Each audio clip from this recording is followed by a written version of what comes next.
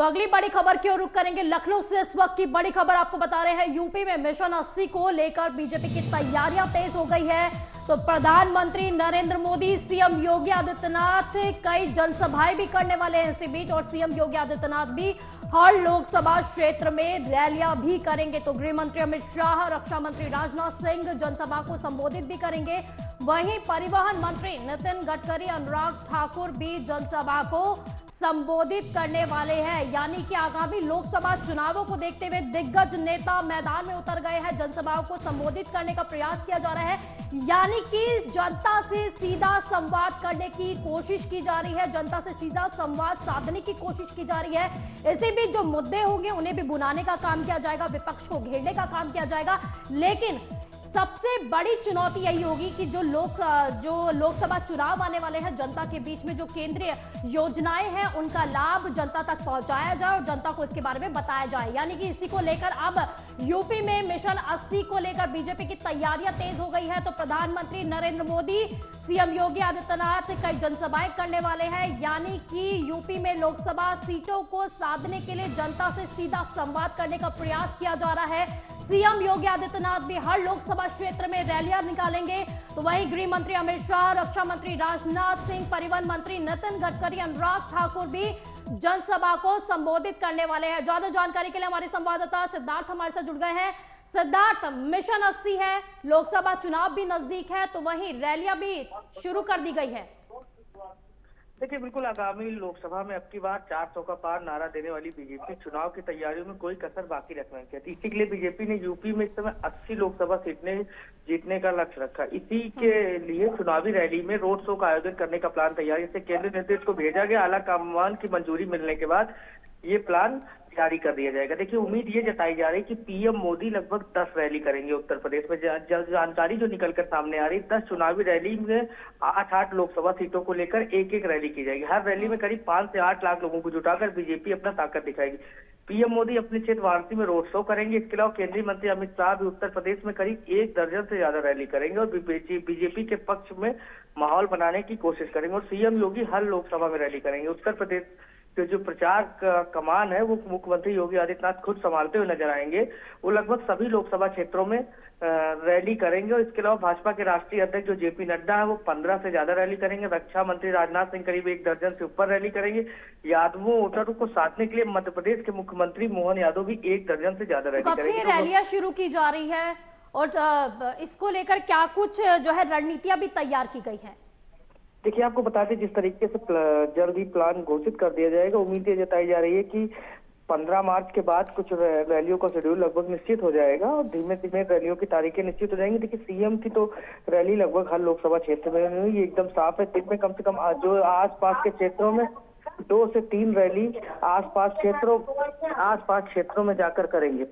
तो कहीं ना कहीं ये महत्वपूर्ण होगा। और जिस तरीके से आपको जेपी नड्डा की बता दें, उनकी भी 1 दर्जन ज्यादा रैलियां लगी। रक्षा मंत्री की बात कर ले, नितिन गडकरी की बात कर ले, तो कहीं ना कहीं बीजेपी पूरी तरीके से जो उसका प्लान है 80 की सीटें हर हाल में जीतना, उसको लेकर कहीं ना कहीं पूरी कोशिश करेगी। लेकिन सिद्धार्थ, मिशन 80 तो बोल दिया गया है, लक्ष्य भी रख दिया गया है, लेकिन क्या बीजेपी लक्ष्य को साध पाएगी? हालांकि प्रधानमंत्री नरेंद्र मोदी एक बड़ा चेहरा रहने वाले हैं, सीएम योगी आदित्यनाथ एक बड़ा चेहरा रहने वाले हैं, लेकिन जनता के बीच में मुद्दे भी तो काफी है ना। पेपर लीक मामला हो गया, शिक्षक सड़कों पर उतरे हुए हैं, वहीं पर अगर देखा जाए तो किसान भी अब सड़कों पर उतर आए हैं। मुद्दे तो कई हैं। देखिए, बिल्कुल आपको बता दें, देखिए मुद्दे हैं, ये बात सही। इसके पहले भी विधानसभा चुनाव में मुद्दों की कमी नहीं थी, लेकिन कहीं ना कहीं बीजेपी इन सब चीजों में काम करती है। बीजेपी हमेशा कोशिश करती है और प्रधानमंत्री लेकिन कहा जा सकता है कि सिर्फ राम के नाम पे ही वोट ले सकते हैं, क्योंकि मुद्दे तो जमीनी है ना। देखिए, जमीनी मुद्दों पर बीजेपी काम कर रही है। देखिए, अभी तो आने वाला वक्त बताएगा किस तरीके से। लेकिन जैसे सबसे महत्वपूर्ण है बिजली बिल माफ किसानों के लिए और कई योजनाएं चलाएंगे किसान, इन सब चीजों को जाकर बताएंगे कि हमने सबके लिए काम किया है। अब देखिए, बीजेपी ये कोशिश करेगी जो डबल इंजन की सरकार ने जो काम किया उसको रैलियों में बताया जाए और बूथ के जो कार्यकर्ता है वो लगातार घूम घूम कर बता रहे हैं, युवाओं को ज्यादा से ज्यादा जोड़ा जाए। देखिए, मुद्दे बहुत है बीजेपी को। कहीं ना कहीं पेपर लीक मामले को लेकर भी सवाल जनता जरूर सोचेगी वोट देते समय, लेकिन कहीं ना कहीं जिस तरीके से सीएम ने कार्रवाई कर दी है उसको लेकर भी एक डैमेज कंट्रोल करने की कोशिश की गई है। अब देखना यह है बबीता कि 2024 के लोकसभा चुनाव में बीजेपी किस तरीके से इन सब चीजों से निपटती है, और जो 80 की मिशन 80 की बात कर रही है और पूरे प्रदेश में 400 के पार की बात कर रही है, इस पे कितना ये सब कितना सटीक बैठता है और कितनी सीटें जीतती है। लेकिन सिद्धार्थ, जमीनी तौर पर अगर देखा जाए जनता का तो दो मत चल रही है।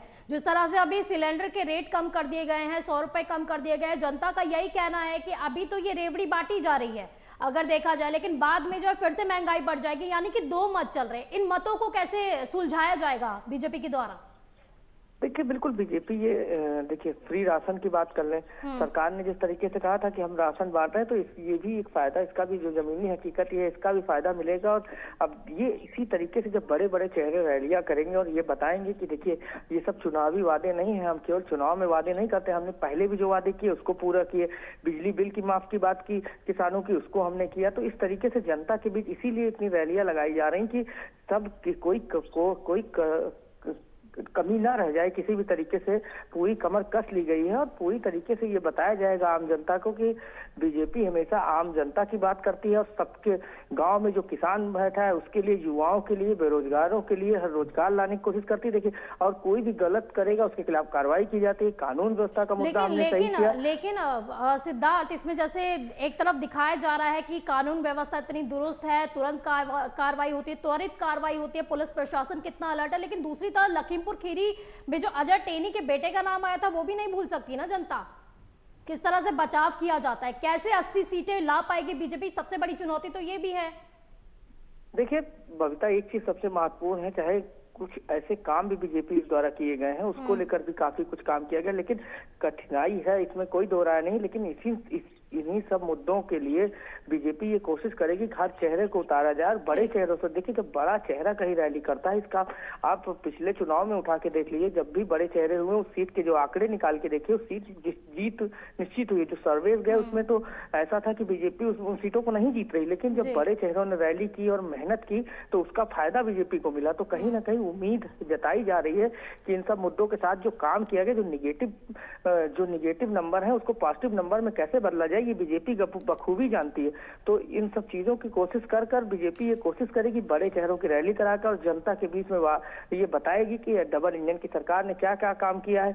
आने वाले में अगर हमारी सरकार बनती है तो उत्तर प्रदेश का विकास किस तरीके से दोनों सरकारें मिलकर करेंगी। लेकिन कठिनाई है, इसमें कोई दो राय नहीं है। पेपर लीक मामले को लेकर अब देखना यह है कि जनता इस पर किस तरीके से युवा विश्वास करते हैं। देखिए, कार्रवाई की गई है तो इन सब चीजों को लेकर चुनाव हमेशा कठिन होता है और चुनाव में हमेशा मुद्दे जनता मुद्दों के आधार पर वोट देती है। देखिए, बीजेपी हमेशा एक बात करती है कि हम विकास को लेकर वो चुनाव लड़ते हैं, जो उनका मैनिफेस्टो होता है उसमें विकास को लेकर होता है। सबका साथ सबका विकास कितना मिल पाता है और कितना जनता जो है बीजेपी पर अपना भरोसा जता पाती है। फिलहाल के लिए बहुत बहुत शुक्रिया सिद्धार्थ आपका इन तमाम जानकारी के लिए। तो वही